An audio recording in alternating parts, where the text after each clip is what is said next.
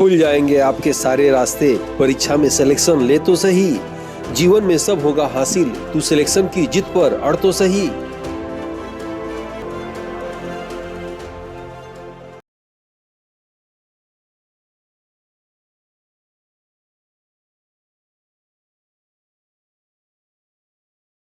जानते होंगे आज हम लोग की लगभग मरुस्थल वाली क्लास है।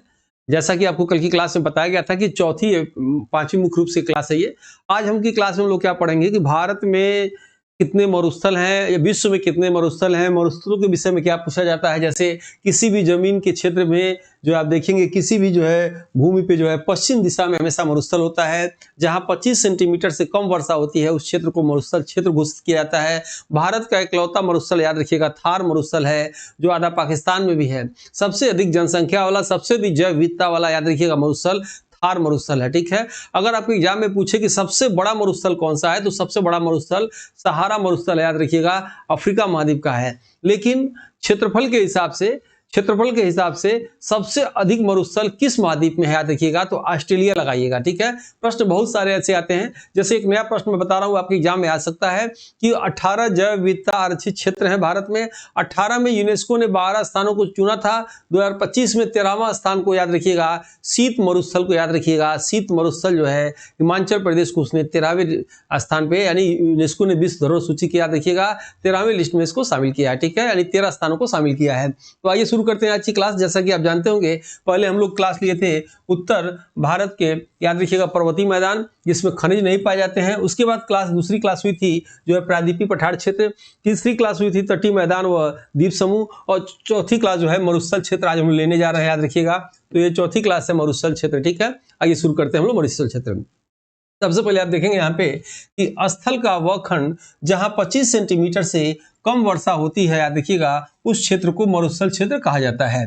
या ऐसा क्षेत्र जहां वर्षा न होने के कारण उत्पादन समाप्त हो गया हो तो ऐसे स्थान को मरुस्थल क्षेत्र कहा जाता है। ठीक है, ये भी महत्वपूर्ण है।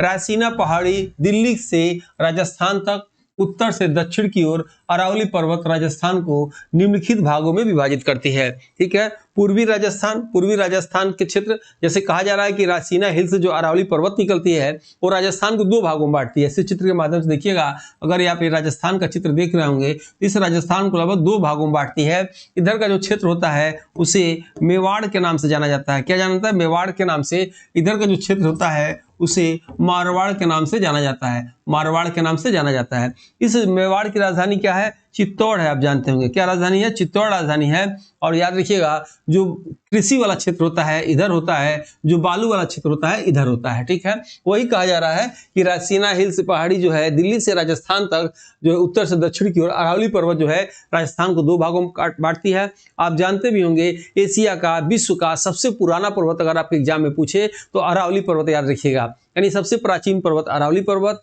अरावली पर्वत की सबसे ऊंची चोटी का नाम क्या है? गुरु शिखर नाम है, याद रखिएगा। और जो है गुरु शिखर किसका है? माउंट आबू का है। माउंट आबू पर याद रखिएगा दिलवाड़ा का जैन मंदिर है। उस दिलवाड़ा के जैन मंदिर में 24 जो जैन तीर्थकर थे तो उसमें प्रथम तीर्थकर वृषभ देव की याद रखिएगा मूर्ति रखा गया है दिलवाड़ा के जैन मंदिर। उस मूर्ति की खासियत क्या है? उस मूर्ति की दोनों आंखें हीरे की बनी हुई है। अक्सर एग्जाम में पूछा जाता है। आइए हम लोग यहाँ बात कर रहे हैं कि जो है राजस्थान दो भागों में जो बढ़ता है तो पूर्वी जो राजस्थान होता है याद रखिएगा वो मेवाड़ क्षेत्र कहलाता है जहां कृषि योग्य भूमि है। और पश्चिमी याद रखिएगा राजस्थान क्षेत्र को मारवाड़ कहा जाता है जो बलुई क्षेत्र है।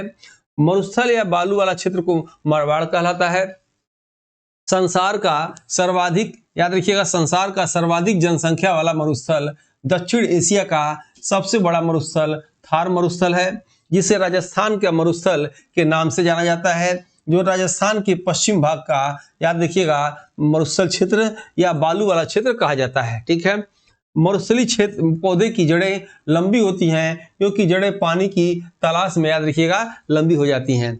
भारत के नक्शे के उत्तर पश्चिम में थार मरुस्थल पड़ता है जिसका आधा भाग पाकिस्तान में पड़ता है। अर्धचंद्राकार बालू के टीले को बरखान के नाम से भी जाना जाता है। ठीक है, थार मरुस्थल भारत के 4 राज्यों को स्पर्श करता है जिसमें राजस्थान, गुजरात, हरियाणा, पंजाब राज्य आते हैं। इस क्षेत्र की सबसे लंबी नदी लूनी नदी है, जो अजमेर जिले के नागा पहाड़ियों से पुष्कर घाटी से निकलकर कच्छ, केरल, गुजरात तक जाती है। लूनी नदी को अंतःपवा नदी के नाम से भी जाना जाता है। ठीक है, और प्रश्न ये भी आता है कि कौन सी नदी जो है खारे पानी मीठे पानी दोनों लेके चलती है, तो लूनी नदी याद रखिएगा। अंतःपवा नदी किसे कहा जाता है? जो जमीन के अंदर चलती है, याद रखिएगा। ठीक है, नेक्स्ट जो अपना जाके कहीं सहायक नदी नहीं बनती है, ऐसे समझिएगा। सहायक नदी मतलब किसे कहते हैं? वह नदी जो किसी बड़े नदी में अपने अस्तित्व को समाप्त कर दे, उसे सहायक नदी कहा जाता है। अंतःपवा नदी जो अपना अस्तित्व किसी बड़े नदी में न खत्म करे या सहायक बने या आगे चल के मिट्टी में ही या जमीन में ही समाप्त कर ले अपने अस्तित्व को। ठीक है, अंतःपवा नदी याद रखिएगा। या अंतःवाही नदी किसे कहते हैं?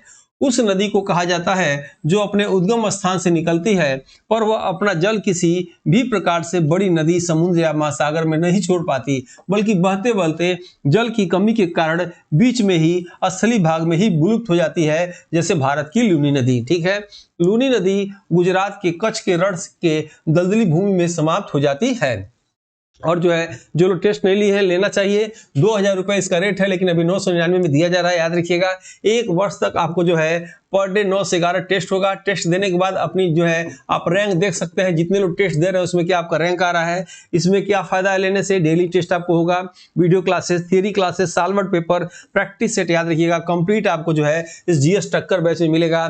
ये एलटी ग्रेड, जीआईसी प्रवक्ता जी और जो है जीडीसी के लिए बनाया गया क्लास, याद रखिएगा, जो बहुत ही महत्वपूर्ण क्लास है। और ये सभी क्लास कंटेंट बहुत ही महत्वपूर्ण है। इस टेस्ट को लेने के लिए आपको आदित्य क्लासेस एग्जाम गुरु प्ले स्टोर से डाउनलोड करना चाहिए, या इस नंबर पे फास्ट टेस्ट लिखेंगे तो आपको जो है भेज दिया जाएगा। ठीक है, ये अभी ऑफर चल रहा है, 50% ऑफर प्लस डिलीवरी चार्ज आपको नहीं देना है।